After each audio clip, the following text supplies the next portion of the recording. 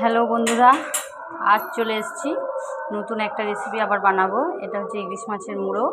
ইলিশ মাছের মুড়ো দিয়ে আজকে পুঁইশাক আলুর একটা ঘন্ট আমি বানাবো। তো কীভাবে বানাই, তো রেসিপিটা আমি সবার সাথে শেয়ার করছি। ভালো লাগলে সবাই লাইক, কমেন্ট, সাবস্ক্রাইব করে শেয়ার করে পাশে থাকবেন। তো আমি এটা বানাচ্ছি আজকে ইলিশ মাছের মুড়ো দিয়ে পুঁইশাকের তরকারি।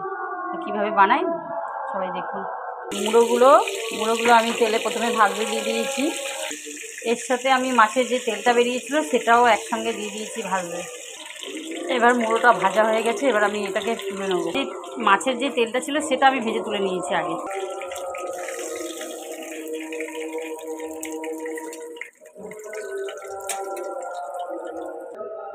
তো এটা আমি লঙ্কা দিয়েছি আর দিলাম 5 ফোড়ন, একটু সাদা জিরে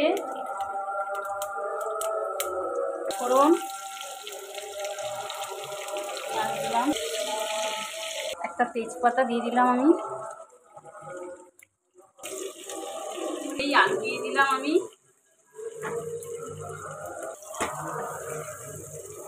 ভুলে ওই আলুগুলো দিয়ে দিচ্ছি। কুমড়োটা আমি দিয়ে দিলাম। এটা আমি ভালো করে নেড়ে নিয়েছি। আমি হলুদ গুঁড়ো দিয়েছি, কাশ্মীরি লঙ্কার গুঁড়ো দিলাম, লঙ্কা দিলাম, এটাই জিরে গুঁড়ো দিয়েছি, ধনে গুঁড়ো দিয়ে দিয়েছি। মশলাটাকে ভালো করে নেড়ে নেব। নিয়ে এই পোশাকগুলো এবার এটা আমি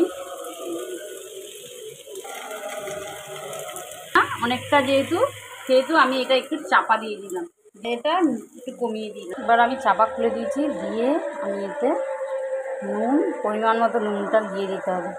দিয়ে আবার এটা আমি একটু চাপা দিয়ে দেবো। দিয়ে এটা আস্তে আস্তে ধীমে ধীমে আছে এটা হোক। তো এইটা এইরকম একটু গলে গেল, গলে যেতে আমি এটাকে ভালো করে আবার একটু নেড়ে টেড়ে নিয়ে নিয়েছি। ভালো করে একটু নেড়ে নেবে।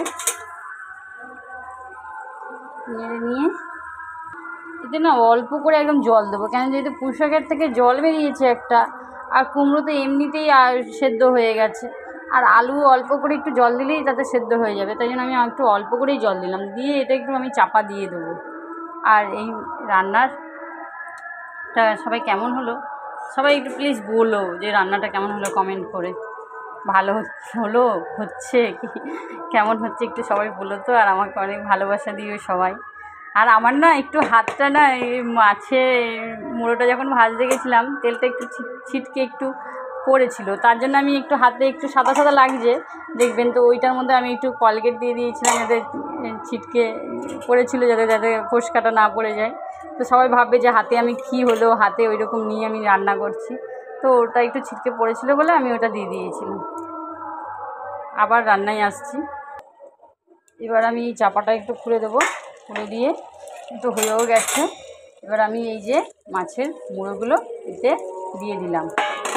দিয়ে মাছের মুড়োগুলো আমি এতে দিয়ে এখন ভাঙবো না, একটু পরে ভেঙে দেবো, একটু নরম হয়ে যাক, তখন যুদ্ধ করতে হবে না, এমনিতেই ভেঙে যাবে।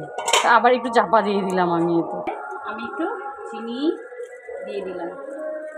চিনিটা সব শেষে দেবেন, তাহলে ভালো লাগবে। তরকারিটা আমি ভালো করে একটু ঘেঁটে দেবো। এতে কিন্তু আমি কোনো আদা রসুন কোনো কিছু বাটা আমি কিন্তু ইউজ করিনি। এটা আমি জাস্ট এইরকম করেই বানালাম। তোমরা যদি বানিয়ে খাও তো আদা রসুন কেউ যদি দিতে চাও তো দিতে পারো, কিন্তু আমি আদা রসুন দিই না। আমি আদা রসুন সব তরকারিতে দিই না। তরকারিতে আদা রসুন আমার ভালো লাগে না, তাই ভালো লাগলে দিও তোমরা। আর এই মুড়োটাকে এবার আমি ভেঙিয়ে দেবো। ব্যাস, মাছের মুড়োটাকে এবার ভেঙে দিলাম। আমি একটু সুন্দর করে একটু ভেঙে দিলাম। মুড়োটা ভেঙে দিলেই খেতে ভালো লাগবে, এর সাথে মিশে গেলে একটা সুন্দর একটা জিনিস হবে। প্লিজ সবাই আমাকে একটু ভালোবাসা দিও, লাইক করো, কমেন্ট করে জানিও যে আমার এই পুঁইশাকের রান্নাটা কেমন হলো। এসছে, এবার নামিয়ে এটা আমি পরিবেশন করব।